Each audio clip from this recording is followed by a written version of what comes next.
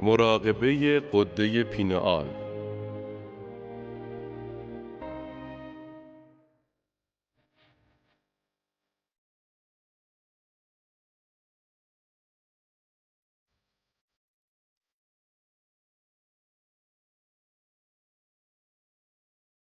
سلام، وقت بخیر. دکتر جو دیسپنزا هستم. میخواستم چند دقیقه در مورد مراقبه غده پینئال با شما حرف بزنم. توی این مراقبه هدف اینه که خودتون رو روی ابعاد بالاتری از مکان و زمان تنظیم کنید. غده پینئال یه غده مقدسه که به ما اجازه میده خودمون رو روی ابعاد بالاتری از مکان و زمان تنظیم کنیم. این غده یه جور آنتن زیستیه که اطلاعات و انرژی میدان کوانتومی رو به تصاویر واضح تبدیل میکنه و به انرژی اجازه میده که به مواد شیمیایی تبدیل بشه. این مواد شیمیایی به جایگاه‌های گیرنده سروتونین و ملاتونین وصل میشن، اما پیام متفاوتی رو حمل میکنن. میشه گفت متابولیت های غده پینئال وقتی فعال میشن به شکل ارتقا یافته و بهتری از ملاتونین تبدیل میشن. عملکردشون مثل ملاتونینه، اما خیلی از اون قوی ترن. مثل بقیه مراقبه های کارگاه های پیشرفته، این مراقبه را هم با فعال کردن مرکز چهارم شروع میکنیم. مرکز چهارم مرکز وحدت و یگانگیه و ما رو به میدان یکپارچه وصل میکنه. در ابتدای مراقبه باید توجهتون رو توی این مرکز قرار بدید. توجهتون هر کجا باشه، انرژیتون هم همونجاست.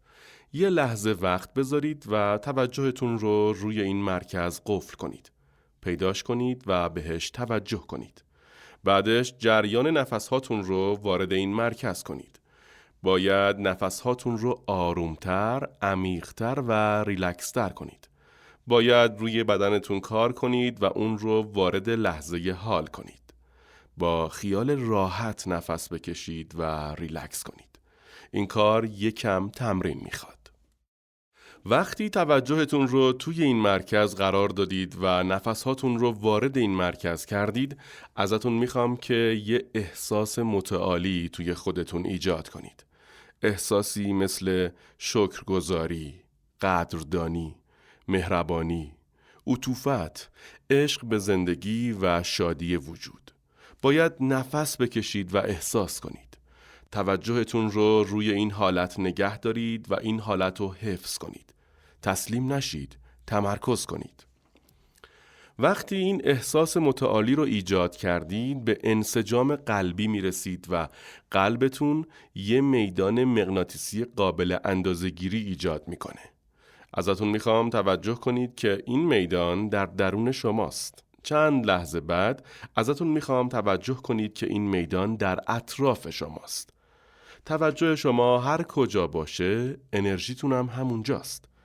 وقتی قلبتون منسجم‌تر شد، یه میدان مغناطیسی قابل اندازه‌گیری رو به وجود میاره. اگه شما از این میدان آگاه بشید و وجودش رو قبول کنید، میتونید اون رو تقویت کنید. انرژی از فرکانس تشکیل شده و تمام فرکانس ها حامل اطلاعاتن. ازتون میخوام نیت کنید که امکانها و امور عرفانی رو به بخشی از زندگیتون تبدیل کنید. بعدش همه مراکز انرژی رو تبرک میکنیم. هر کدوم از این مراکز یه مرکز انرژی، فرکانس و اطلاعاته. هر کدومشون نیت، آگاهی و پیام خاص خودشون رو داره. هر کدومشون برای خودش یه سری غده، هورمون، مواد شیمیایی و یه مغز کوچیک جداگانه داره. وقتی توجهتون رو به هر یک از این مراکز معطوف کردید، باید از فضای اطرافشون هم آگاه بشید. از ذره به موج، ماده و انرژی، تمرکز همگرا و تمرکز واگرا. با این کار میتونید خودتون رو روی انرژی هر مرکز تنظیم کنید. اگه این کارو بکنید، انسجام همه این مرکزها بالا میره و انرژی بیشتری وارد سلولها، بافتها و اندامهای نواحی مختلف بدن میشه. این کارو نمیشه توی امواج مغزی بتا انجام داد. بعد این کار رو توی حالت آلفا انجام بدید. چون فقط توی حالت آلفا میتونید وارد سیستم عامل خودتون بشید. از مرکز اول شروع میکنیم. بعدش میریم سراغ مرکز دوم. اما قبل از اینکه بریم سراغ مرکز سوم، همزمان روی مرکز اول و دوم کار میکنیم. بعدش میریم سراغ مرکز سوم و همین کار رو روش انجام میدیم و از فضایی که مرکز سوم توی فضا اشغال کرده و از فضای اطراف این مرکز آگاه میشیم. خودمون رو روی این انرژی تنظیم میکنیم. قبل اینکه بریم سراغ مرکز چهارم، همزمان روی 3 مرکز اول کار میکنیم و اونها رو تنظیم و هماهنگ میکنیم. بعدش میریم سراغ مرکز 4، 5، 6، 7، 8 و میدان اطراف بدن. بعدش ازتون میخوام که دراز بکشید و ریلکس کنید. باید یه مدت ریلکس کنید و به سیستم عصبی خودمختارتون اجازه بدید که دستورات رو بگیره و انسجام، توازن و سلامتی بدن شما رو بالا ببره. بعدش موسیقی عوض میشه و ازتون میخوام بلند شید و تکنیک تنفس رو اجرا کنید. هدف از تکنیک تنفس اینه که ذهن رو از بدن بیرون بکشید. انرژیتون رو بالا ببرید و خودتون رو از بند گذشته آزاد کنید. اگه عواطف شما توی بدنتون ذخیره شده باشن، پس میشه گفت که بدن شما توی گذشته است. پس باید خودتون رو آزاد کنید. برای این کار باید حرارت و انرژیتون رو از بدنتون که نقش ذهن رو بر عهده گرفته بالاتر ببرید. باید از بدنتون به عنوان ابزار آگاهی استفاده کنید و انرژیتون رو بالا ببرید. اگه نفس بکشید و عضلات داخلیتون رو منقبض کنید، میتونید انرژی رو از مراکز پایین بیرون بکشید و وارد مغزتون کنید. وقتی این کارو کردید، ازتون میخوام نفستون رو حبس کنید و عضلاتتون رو سفت کنید. وقتی عضلاتتون رو سفت میکنید، مایع مغزی نخاعیتون به حرکت در میاد و به سمت مغز میره. وقتی نفستون رو حبس میکنید، فشار اینتراتکال شما افزایش پیدا میکنه. این فشار فشاریه که به داخل این سیستم بسته وارد میشه. وقتی شما مایع مغزی نخاعی رو به سمت مغز میبرید، این مایع به بلورهای غده پینئال فشار مکانیکی وارد میکنه. این فشار مکانیکی اثر پیزو الکتریک ایجاد میکنه. طی این پدیده بارهای الکتریکی داخل این غده فعال میشن و فشار مکانیکی به میدان الکتریکی تبدیل میشه.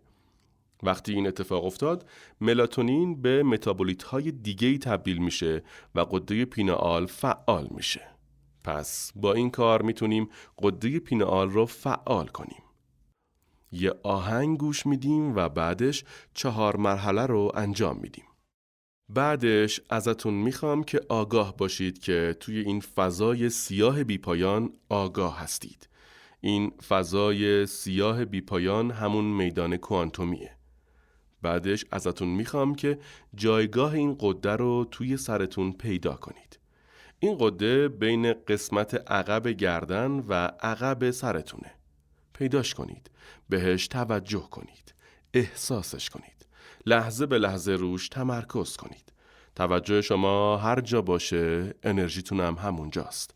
توجه شما باید روی این مرکز باشه.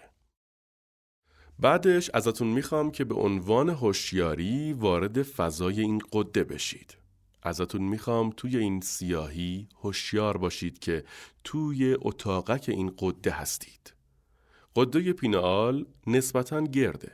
پس من ازتون میخوام آگاه بشید که توی یه اتاق گرد هستید. لازم نیست چیزی رو ببینید. فقط باید حسش کنید.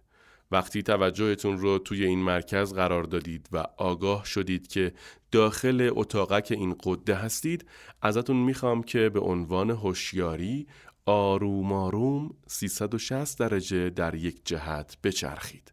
ازتون میخوام توی این تاریکی حس کنید که داخل این غده هستید. لازم نیست چیزی ببینید، فقط حس کنید. توی مرحله بعد ازتون میخوام که این انرژی رو به خارج دیوارهای این اتاقک ساطع کنید و انرژی این مرکز رو بالا ببرید. گفتیم که انرژی و فرکانس حامل اطلاعاتن. ازتون میخوام که نیت فعال کردن این غده رو از خودتون ساطع کنید. نیت باز کردن درهای ابعاد دیگر رو از خودتون ساطع کنید. نیت رسیدن به رویاهای روشن رو از خودتون ساطع کنید. نیت کنار رفتن پرده‌های وهم و خیال. باید این انرژی رو از خودتون ساطع کنید. وقتی این انرژی رو از خودتون ساطع کردید، شیمی این غده تغییر میکنه. توی مرحله آخر باید درهای وجودتون رو باز کنید و خودتون رو روی انرژی بیرون سرتون و بیرون دیوارهای این اتاق توی این فضای سیاه بیپایان تنظیم کنید.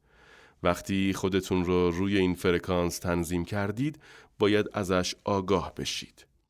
هرچی بیشتر از این انرژی آگاه بشید، بهتر میتونید شیمی این غده رو تغییر بدید. درهای وجودتون رو باز کنید و دریافت کنید. از داخل همین مرکز احساسش کنید. ذهنتون رو بذارید توی این مرکز و خودتون رو روی این انرژی تنظیم کنید. حالا غده پینئال شما به یه آنتن تبدیل شده و داره اطلاعات رو دریافت میکنه.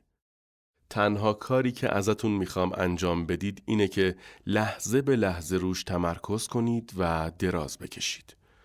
اگه این کار رو به اندازه کافی تمرین کنید، میتونید متابولیت ها و حتی فیزیولوژی این غده رو هم تغییر بدید. وقتی این کار رو کردید، آماده اید که تجربه های عرفانی داشته باشید و توی قلمروی زمان مکان قدم بذارید. میتونید از مکان زمان وارد زمان مکان بشید. وقتی این کار رو کردید، چیزهای جالبی براتون پیش میاد.